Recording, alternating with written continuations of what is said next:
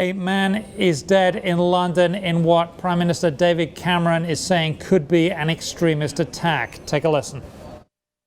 I've been briefed by the Home Secretary about this absolutely sickening attack in Woolwich in London. It is the most appalling crime. We obviously are urgently seeking, and the police are urgently seeking, the full facts about this case, but there are strong indications that it is a terrorist incident. The alleged attack occurred near an army barracks and involved a machete.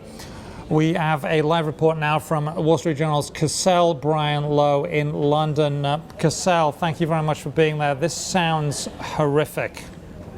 Yes, so this is what seems to have been a brutal attack. There's a man that authorities believe to be a soldier, though they're still working to identify the body, who was killed.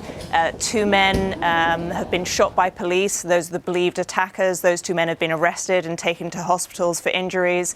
And this is an attack that Prime Minister David Cameron has said there's strong indications that it's a terrorist attack.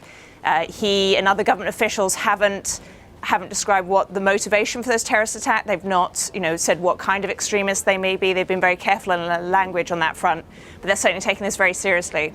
Now, it is a violent city in normal circumstances. Is London, for it to stand out as terrorism and for the government to say so really takes something. What is the reaction in London right now? What is the mood? And London's no stranger to terror attacks. True. So London has had, seen a range of terror attacks, from the very, large coordinated suicide bomb attacks we saw in 2005, which killed 56 people, to incidents of so-called sort of lone wolf style attacks where, one person, there's a woman a couple of years ago, was jailed after attempting to stab and murder a politician. So we see a range of attacks here, but still people are pretty horrified by it. I don't think it's sort of changed people's determination to go out on the streets, but certainly, it's a big deal here. Now, in the past, there have been terrorists from overseas. Do we have any indication of whether these are homegrown terrorists, whether these are Islamic terrorists, whether these are terrorists from Northern Ireland?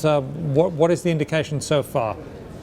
Well, so the government has been very careful in releasing information, and I think it's because they're still trying to get to the bottom of this. So they haven't described who the alleged attackers were. And there's some pretty harrowing footage that broadcasters ITV have released that appear to show the attacker, one of the attackers, a man with blood on his hands and bloodied knives, talking to, seems to be a passerby recording it.